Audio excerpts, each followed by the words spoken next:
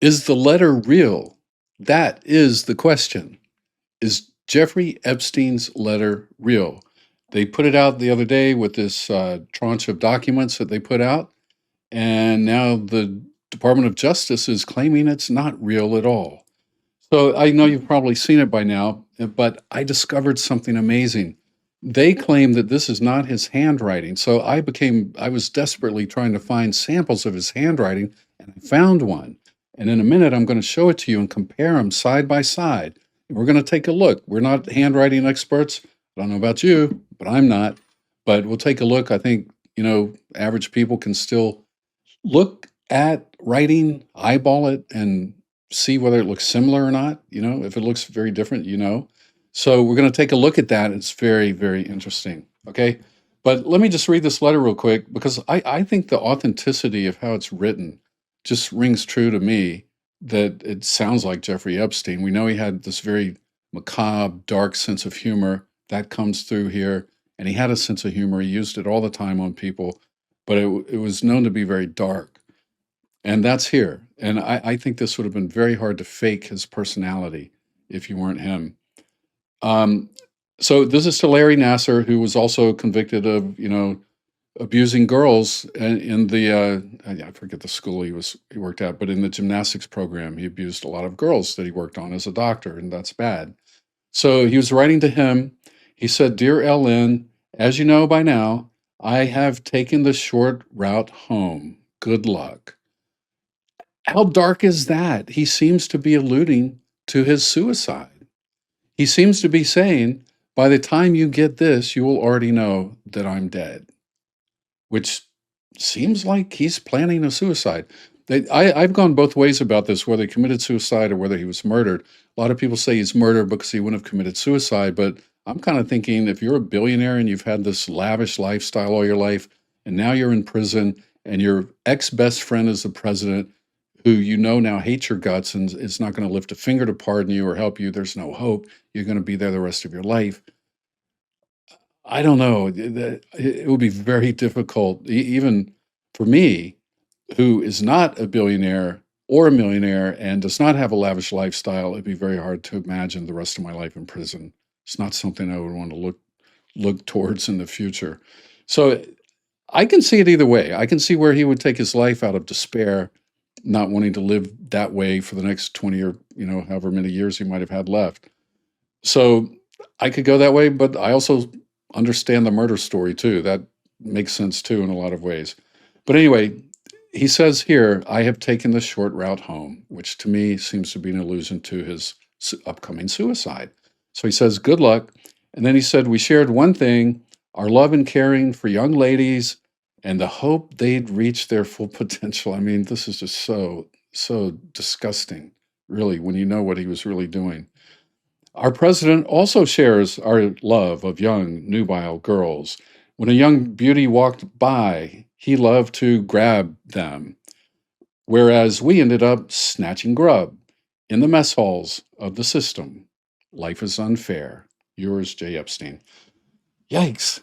That is a dark way. And he's kind of using a sense of humor to talk about it. That's how he dealt with things. And he's giving up. He's like, we ended up in the snatching some grub, some nasty prison food in the mess halls of the system, which is the prison system. And we're in the mess hall. That's where we go eat every day. That's where we have our 3 meals, in the prison mess. So yeah, he seems to be lamenting where he is and what happened to him. And he seems to be upset that, or feel that it's unfair that his best friend who did the same thing is now president. He was president at the time that he wrote this. It was 2019. So yeah, he's very upset by that. To me, the way it's written, and it's just my personal opinion, I have no expertise in the matter, but it all kind of rings true, right? That is his authentic personality. That's my take. But let's look at what the Justice Department wrote about this. And I'm kind of all over the place with these files, so forgive me if I don't click right into the right thing. I have a bunch of things open and wasn't able to organize it the way I normally like to do, thanks to it being Christmas Eve and all the Christmas preparations going on today. So thanks for understanding. But here's what the Justice Department put out yesterday about this on the 23rd. They said the FBI has confirmed this alleged letter from Jeffrey Epstein to Larry Nassar is fake. Really? They confirmed it? Where? When? Show us. Why is fake in capital letters? That's not a professional way to write. That's not how professionals write. We never would have seen writing like this from the Justice Department, the vaunted Justice Department, before Trump took over. This is amateurish, it's childish, it's like schoolyardish, it's all these things, but it's not adult and it's not professional. And to just come out and say it's fake. Every time you hear the word fake come out of this administration, it's almost an admission of guilt. When I see the word fake, I literally now think, okay, they're guilty. That means it's real. When they call something fake, I think, okay, it must be true. Because so many things they've called fake were true. The fake letter was received by the jail and flagged for the FBI at the time. And it was, and I'm going to show you that document where the FBI flagged it. Okay? The FBI made this conclusion based on the following facts. However, let me say something. We haven't seen their conclusion. I have the file here where the FBI requested a handwriting analysis of his letter, of the letter I just read to you. And they did request that, but there's no evidence that there was ever a response to that. We don't have any evidence of the response. And they're not providing that evidence here. They're just claiming, oh yeah, well, they confirmed, they concluded that it's fake. No, that's not how it works. If they concluded it, show us the document. All these things are documented at the FBI. Then they say they concluded it was fake based on the following, what they call facts, what I will call made up facts. These are fake facts. You want to get to fake? This is what's fake. They say the writing does not appear to match Jeffrey Epstein's. And I'm going to show you in a minute another thing that Jeffrey Epstein wrote in his own hand that was verified. It was from 2021. No, sorry. It was from before 2019, obviously, because he was still alive then. But I think this was posted by the Insider in 2021 when they got their hands on it. So they say the writing does not appear to match Jeffrey Epstein's. Then it says the letter was postmarked 3 days after Epstein's death out of Northern Virginia when he was jailed in New York, not Virginia. All of this is very debunkable, and I'm going to debunk it in a minute. And then they say the return address did not list the jail where Epstein was held and did not include his inmate number, which is required for outgoing mail. And that's true. It didn't include his inmate number, and it didn't include his return address. But he's thinking, I'm going to be dead in a few days. What does he care about a return address, right? So he leaves that off. So what? Does that mean he didn't mail it? Does that mean he didn't write it? No, of course not. That doesn't mean he didn't write it, because he won't be the first inmate to have misaddressed a letter to go out of the prison.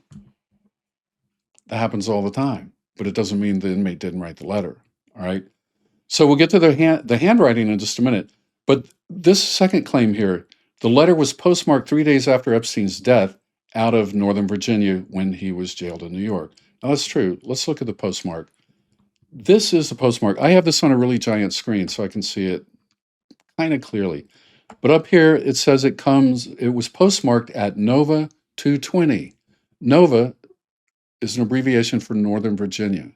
220 is the facility there that it got processed at. And the date is here. I can't make out that date. I can make out 2019. Looks like August. Looks like, yeah, I can see the 13 there. So 13 August 2019, which is what they said it was. Okay, so that makes sense. And it was to Larry Nassar, inmate at 9300 S. Wilmot Road, Tucson, Arizona. Okay, so keep note of all that. All right, so that's the letter. This is their excuse. Here's what happens. Mail sent out of the MCC in Manhattan, the Metropolitan Correctional Center, goes through a facility in Virginia. It goes through this Nova 220 facility. And it was postmarked 3 days after his death. What are they trying to say? Because he died already, he couldn't have sent it? That's ridiculous. Everybody knows that when inmates send mail out of a prison, it doesn't go out instantly. The prisons take their time with it. They're in no hurry. They do everything possible to make life hard for the inmates. You want to send a letter out? Nah, good luck. Maybe it'll get there in 2 or 3 weeks. That's their attitude. They don't care. So, yeah, okay, so it was postmarked 3 days later. But it looks like the prison wasn't actually trying to hold it up much because they had to send it to Virginia first. So what does that take? Maybe a day or two to get there from New York? And then the postal facility down there had to cancel it and put the postmark on it, which they did. And that all happened 3 days after his death. So he writes a letter, and later that day or the next day, he takes his life. And the letter's still being sent. Because look what he said in the letter. He said, "As you know by now, I have taken the short route home." He's saying, as you know by now, I'm gone. I'm gone. That's what it seems to me that he's saying. All of these excuses are fake. Okay, so first of all, this is, I told you I would show you this, the FBI request to have his handwriting analyzed. This is from July 31st, 2020. It's about a year after his death. Okay, so this is, says synopsis. The laboratory division is requested to perform the examination services listed below. And the services are on Wednesday, September 25th, 2019, Special Agent, blah, blah, blah, received a phone call from the Bureau of Prisons Special Investigative Section from so-and-so regarding a letter that was received by the Metropolitan Correctional Center, the MCC in Manhattan. The letter was a return to sender, and the following was written at the top left corner of the letter. J. Epstein, just what I showed you on the letter, Manhattan Correctional, NYC, New York, 10007. The letter was postmarked Nova 220, showed you that, 13 August 2019, and was addressed to Larry Nassar at his address in Tucson, Arizona. This address is that of another Federal Bureau of Prisons facility. So he was sending it to Larry Nassar, who was at another prison. The reason for the return to sender was the addressee was no longer at this address. So Larry Nassar had been moved to a different prison. That's why the letter was returned. Okay. Then it says FBI New York requests the laboratory perform a handwriting analysis comparing the letter received from the MCC and the handwriting of Jeffrey Epstein to conclude if the individual who wrote the letter was Epstein or another unknown person. Handwriting samples from Jeffrey Epstein's cell at MCC will be submitted along with the letter in question. Okay. All of these things are documented, you see? So this was the official FBI request for the handwriting analysis back in 2020. Where's the follow-up? Where's the response to this? Come on, Pam, let's get that out. It's got to be in there somewhere, right? I guarantee you if there's a response to this, my bet would be anything that they're going to say, yeah, the handwriting matches up, and that's the handwriting of Jeffrey Epstein. Now, hold on. I am looking for another file. Let me see. Where is it? Oh, no. Okay, I want to compare the two handwriting samples. So let me get this other file back up. Okay, now I'm going to put these side by side, okay? I'm not a handwriting expert. I don't know any more about handwriting than just seeing handwriting all my life, okay? And I'm sure for most of you it's probably the same.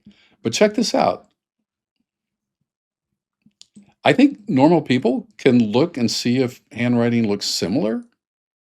I think we can. But I've underlined some things that I see in both of these that are very, very similar. Now, in this one on the right, anyway, look, he's writing directions to somebody. It looks like somebody's moving or they're taking care of their house or something. I sent mail to their current address and called the post office to make sure all future mail will be sent to them. I scheduled the cable company to come on Thursday.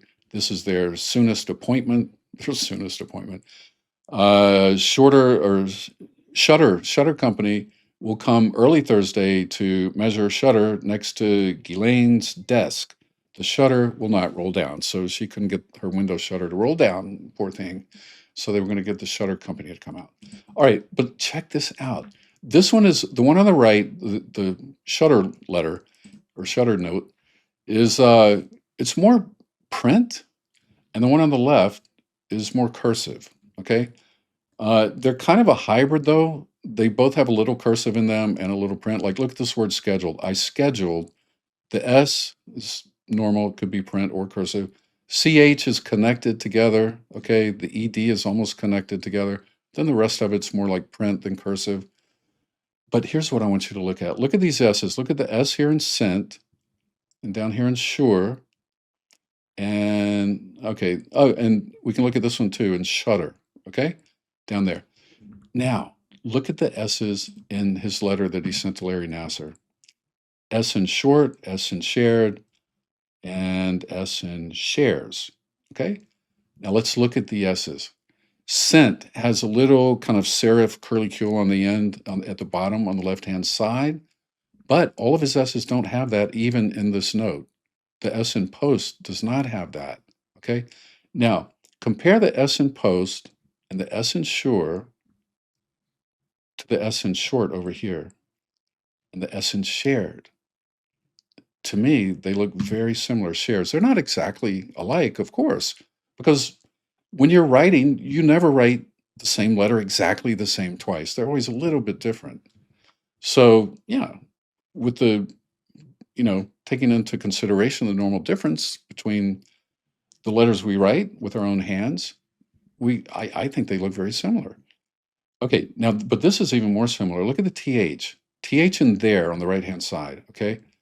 Then compared to the TH in the in the second paragraph, it's not exactly the same as the one above, and it's not exactly the same as this one down here in there, okay?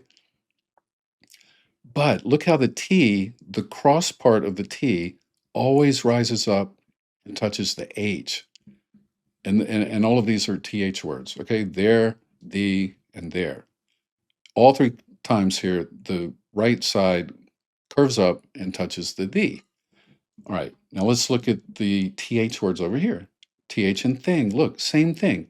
It starts a little curvy on the left, which is more pronounced here than it is over here, but look at this letter on the right, on the second line of the second paragraph. There, look how that starts off, the cross on the left side starts off, curves down, and then curves up to meet the H, okay? That's exactly what it does here in thing. Starts curvy, it's more curvy, but it's still a curve, and then curves up on the right side and connects to the H, all right? And look at the H. The H's are very similar. They're very similar. On the right side, they look like this. In the first paragraph, second paragraph, there's two of them, okay? And look here. Over here on the left, TH, the T and the H's look very similar. They'd, they would, THEY, very similar, more curvy here on the left side. And this one is less curvy than the other two on this page. So here you have, some variations just in the same letter. And then over here on the left-hand side of the letter, the handwritten letter, you have another TH where the curvy side on the left is less pronounced than it was in these other two, making it more similar to the T's on the right-hand side. I don't know. I can't say, but my personal opinion, if somebody said you have to guess, I would guess that these were written by the same person. Just my guess. I'm no expert, but we can all have an opinion, right? This is not a court of law. This is a court of public opinion. So we don't have to meet the same standard. And that's my opinion. That's what I believe. I believe these were written by the same person. And I believe we now know why the Trump administration was so reluctant and so fighting having these files come out. And once their hands were forced and the president was twisted into having to sign the bill and even tell his people to vote for it, and they did unanimously almost in the House and the Senate, they just thought, okay, well, we'll put them out, but we'll just deny. We'll just deny, deny, deny. We'll do what we always do, say it's fake, fake, fake. And they claim, I believe, mendaciously, they claim as a lie, as an untruth, that the FBI has concluded that these are fake. Well, if the FBI concluded that, I guarantee you they would put out the document that proved it. I have the document right here where the FBI requested the handwriting analysis, but I don't see any document where they got their response. I think there's a good reason we don't see that document. All right. Anyway, that's what's going on. Merry Christmas to everybody and a bad news year, right? Let's remember who our Savior is and remember what our real hope is, Jesus Christ. And let's keep it there. All right. Thanks for watching. I appreciate it. And I will talk to you soon.